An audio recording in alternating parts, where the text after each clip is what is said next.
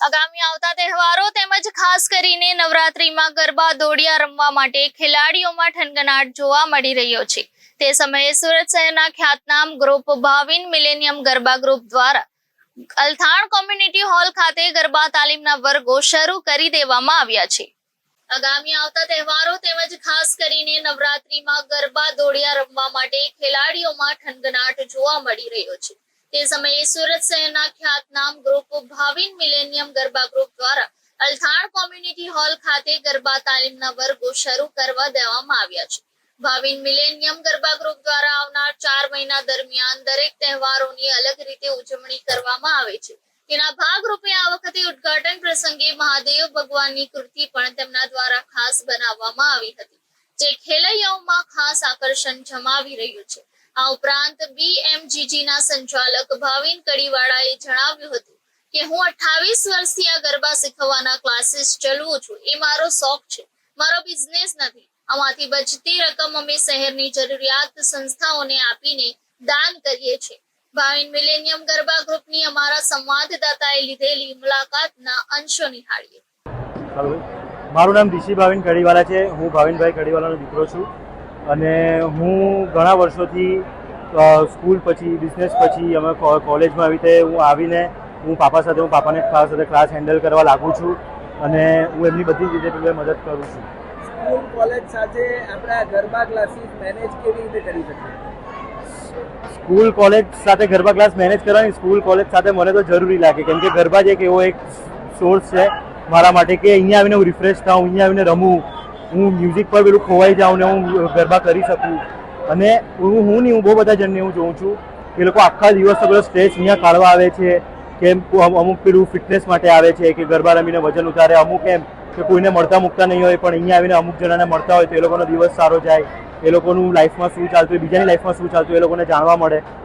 અને બીજી વસ્તુ એ જ કે હમણાં વેસ્ટર્ન કલ્ચરથી લોકો પાછા પેલું ધાર્મિક લોકો થવા માંડેલા છે અને એનાથી હું બહુ ખુશ છું કે હું પોતે પણ એવા માનું કે આપણે આપણું ઇન્ડિયન કલ્ચર છે તે છોડવું નહીં જોઈએ, એ આપણા રૂટ્સ છે એ આપણે નહીં જવા દેવા। એક યંગસ્ટર તરીકે તું જ્યારે ફાસ્ટ એક સાથે રાઉન્ડમાં ફરે છે ત્યારે તને અંદરના તારા ફિલિંગ્સ કેવા હોય? એ તો મ્યુઝિક પર જ ચાલતું હોય, મને પણ નહીં ખબર પડતી હોય કે મ્યુઝિક પર મને ક્યારે કરવાનું મન થાય ક્યારે નહીં કરવું, એ એકદમ ખોવાઈ જાય ને ત્યારે બધી વસ્તુ થાય। આ રમો તો 4 મહિના, 4 મહિનામાં તમને 4 મહિના પછી જે 8 મહિના તમારે કાઢવાનો એ કેવી રીતે કાઢો? એ બહુ જ અઘરા હોય। અમે તો પેલું એમ જ્યારથી એ પતે ત્યારથી અમે હવે ક્યારે બીજા 8 મહિના કેવી રીતે નીકળશે, શું કરશું પહેલા 2-3 મહિના તો એના જ એમ થાય છે કે હવે કરવાનું શું, રાત્રે એકલું લાગવા માંડે ને એવું બધું, એટલે આની જ અમે રાહ જોતા હોય કે બધાને રોજનું મળવાનું થાય। આ વર્ષે કયા નવા સ્ટેપ લઈને આવ્યા?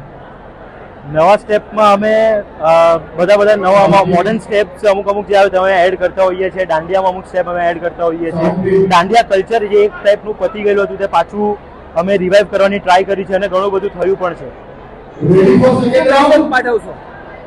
મેસેજ એ જ કે હમણાં મોડર્ન બધા છે અમારામાં 50% યંગસ્ટર ક્રાઉડ આવે છે, એટલે એ જોઈને એ જ વસ્તુ છે કે હવે લોકો વેસ્ટર્ન પરથી એમ હવે છોડીને આપણું જે ઇન્ડિયન કલ્ચર છે તે લોકોને ખબર પડે છે કે આ કેટલું ફાઇન છે, કેવી રીતે બધા રહી છે, અને હું બી એ જ કહું છું કે બધા આનાથી જોડાવું જ જોઈએ।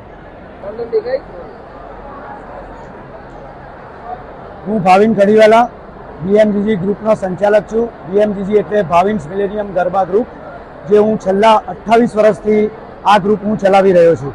28 વર્ષથી આપણે ગરબા ક્લાસીસ ચલાવીએ છીએ। આ શોખ છે કે બિઝનેસ છે?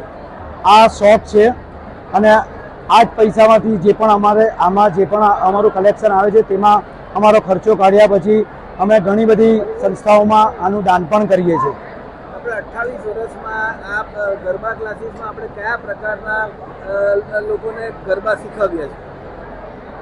BMGGમાં સમજો લગભગ બધી જ કોમના લોકો આવે છે, જેમ કરીને કે ભાઈ ગુજરાતી પબ્લિક આવે છે, મારવાડી પબ્લિક આવે છે, પંજાબી પબ્લિક પણ આવે છે અને સમજી લો કે સાઉથના પણ અમુક 2-3 મારે ત્યાં સ્ટુડન્ટ આવે છે। 28 વર્ષોમાં આપણે શું વૈવિધ્યતા લાવ્યા ક્લાસમાં?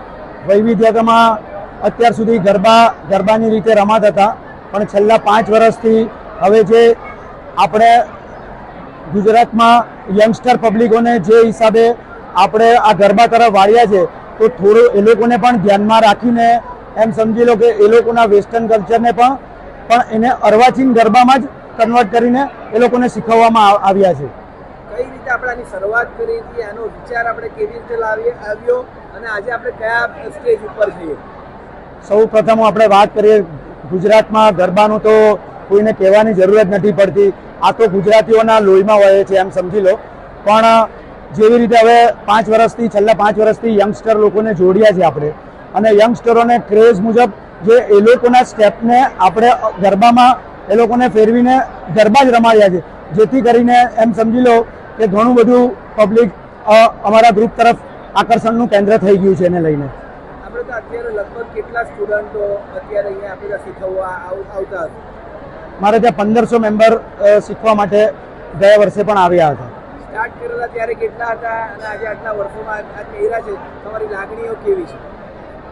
28 વર્ષ પહેલાં જ્યારે મેં શરૂઆત કરેલી ત્યારે મારે ત્યાં ખાલી 100 મેમ્બર જ હતા, અને મહેનત, લગન અને ગરબા પ્રતિ જે અમારું સમર્પણ રહ્યું છે, જેથી કરીને આજે 1500 સુધી અમે પહોંચ્યા છીએ.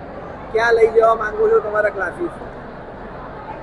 લઈ જવામાં તો આશા તો ઘણી ઉપર હોય છે, પણ સમજી લો બસ માતાજીની કૃપા રહે અને જે સારી રીતે થાય એવી હું આશા રાખું છું.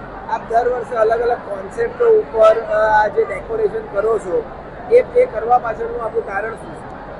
સૌથી પહેલું કારણ આ ધાર્મિક કારણ છે. ગરબા એ આપણી સંસ્કૃતિ છે, અને એ સંસ્કૃતિને આગળ વધારવા માટે સમજો કે ગરબાનું જે સ્ત્રોત કહેવાય તે માતાજી કહેવાય, અને માતાજીના આરાધ્ય એ મહાદેવ ભગવાન કહેવાય. તો એને લગતી આ વર્ષે અમે લોકોએ આ કોન્સેપ્ટ પર કામ કર્યું છે. અંતમાં આપ સુરત શહેરના શહેરીજનોને શું સંદેશ પાઠવશો? સુરત શહેરીજનોને સંદેશ પાઠવવામાં બસ મારું એટલું છે, આપણી ગુજરાતની જે સંસ્કૃતિ છે ગરબા, બસ એને આગળ વધારો, અને એના માટે આગળ વધારવા માટે બને ત્યાં સુધી વધારે એકબીજાને પણ આમાં જોડીને ગરબામાં જોડાઓ. Reporter Hitesh Prajapati, Janadesh news, Surat.